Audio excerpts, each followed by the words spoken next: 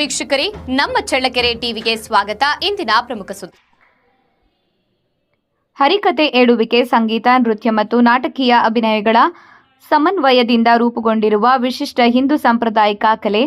ಹರಿಯ ಕತೆ ಎಂಬ ಅರ್ಥವನ್ನ ಹೊಂದಿರುವ ಈ ಕಲೆಯ ಪ್ರಧಾನ ಉದ್ದೇಶ ಜನರಲ್ಲಿ ಭಕ್ತಿ, ನೀತಿ ಮತ್ತು ಧರ್ಮ ಬೋಧನೆಯನ್ನ ಬೆಳೆಸುವುದಾಗಿದೆ. ಸರಳ ಭಾಷೆ, ಸಂಗೀತಾತ್ಮಕ ವಾಚನ ಹಾಗೂ ಹಾಸ್ಯ ವ್ಯಂಗ್ಯದ ಸ್ಪರ್ಶದಿಂದ ಕಥೆಯನ್ನ ಜೀವಂತಗೊಳಿಸುವ ಹರಿಕತೆ ಗ್ರಾಮೀಣ ಜನಜೀವನದೊಂದಿಗೆ ಬೆಸೆದುಕೊಂಡು ಜನಮನ ಗೆದ್ದಿದೆ ಎಂದು ಹಿರಿಯ ಪತ್ರಕರ್ತರಾದ CN ಕುಮಾರ್ ಹೇಳಿದ್ದಾರೆ.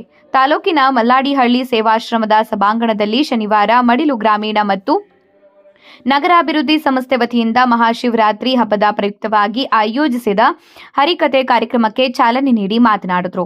ಇದೇ ಸಂದರ್ಭದಲ್ಲಿ ಜಾನುಗೊಂಡ ಗ್ರಾಮ ಪಂಚಾಯಿತಿ ಅಧ್ಯಕ್ಷೆ ಮಂಜುಳಾ ಸ್ವಾಮಿ, ಮಡಿಲು ಸಂಸ್ಥೆಯ ಕಾರ್ಯದರ್ಶಿ ಆನಂದ್ ಡಿ ಆಲಗಟ್ಟ ಮಾತನಾಡಿದರು. ಇದೇ ಸಂದರ್ಭದಲ್ಲಿ ವಿದ್ವಾನ್ ಶಂಕರ ಭಟ್ಟ ಉಂಚಳ್ಳಿ ಅವರ ತಂಡದಿಂದ ಮಹಾಶಿವರಾತ್ರಿ ಹಬ್ಬದ ಪ್ರಯುಕ್ತವಾಗಿ ಹರಿಕತೆಯನ್ನ ನಡೆಸಲಾಯಿತು. ಈ ಸಂದರ್ಭದಲ್ಲಿ ಮಲ್ಲಾಡಿಹಳ್ಳಿ ಅನಾಥ ಸೇವಾಶ್ರಮ ವ್ಯವಸ್ಥಾಪಕ ಚಂದ್ರಪ್ಪ, ಮಡಿಲು ಸಂಸ್ಥೆ ಸದಸ್ಯರಾದ ಪ್ರದೀಪ್, ಮಹಾಂತೇಶ್, ದ್ಯಾಮ್ ಕುಮಾರ್, ಪ್ರವೀಣ್, ದರ್ಶನ್ ಹಾಗೂ ಶಿಕ್ಷಕರಾದ ಶಂಕರ್ ಮೂರ್ತಿ, ಸೋಮಶೇಖರ್, SM ಗೌಡ, ಮೋಹನ್ ಕುಮಾರ್, ಹರೀಶ್ ಸ್ವಾಮಿ, ದೈಹಿಕ ಶಿಕ್ಷಕ ತಾರಾನಂದ, ಮಡಿಲು ಸಂಸ್ಥೆ ಖಜಾಂಚಿ ಪ್ರದೀಪ್, ನಿರ್ದೇಶಕರಾದ ಮಹಾಂತೇಶ್ ಇತರರು ಹಾಜರಿದ್ದರು. ಹರಿಕತೆಗಳನ್ನ ಪರಿಚಯ ಮಾಡಿಕೊಟ್ಟಿದ್ದಾರೆ ನಮ್ಮ ಹಿರಿಯರು. ನಿಮಗೂ ಅದರ ಪರಿಚಯ ಇರಲಿ ಅಂತ ಹೇಳಿ ಈ ಸಂಸ್ಥೆಯವರು ನಿಮಗೆ ಇದರ ಹರಿವನ್ನು ಮೂಡಿಸಿದ್ದಾರೆ. ಇವಾಗ ಎಲ್ಲ ಏನಪ್ಪ ಅಂದರೆ ಮೊಬೈಲಿಗೆ ತುಂಬ ಮಕ್ಕಳು ಅಡಿಕ್ಟ್ ಆಗಿದ್ದೀರಾ.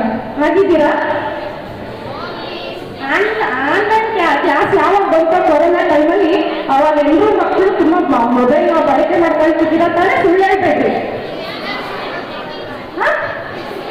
ಸುಳ್ಳು ಹೇಳ್ತಿದ್ದೀರಾ. ನನಗೆ ತುಂಬ ಸಂಬಂಧ ಇದೆ, ಯಾಕಂದ್ರೆ ನನಗೂ ನಿಮ್ಮ ವಯಸ್ಸಿನ ಮಕ್ಕಳಿದ್ದಾರೆ. ನನಗೆ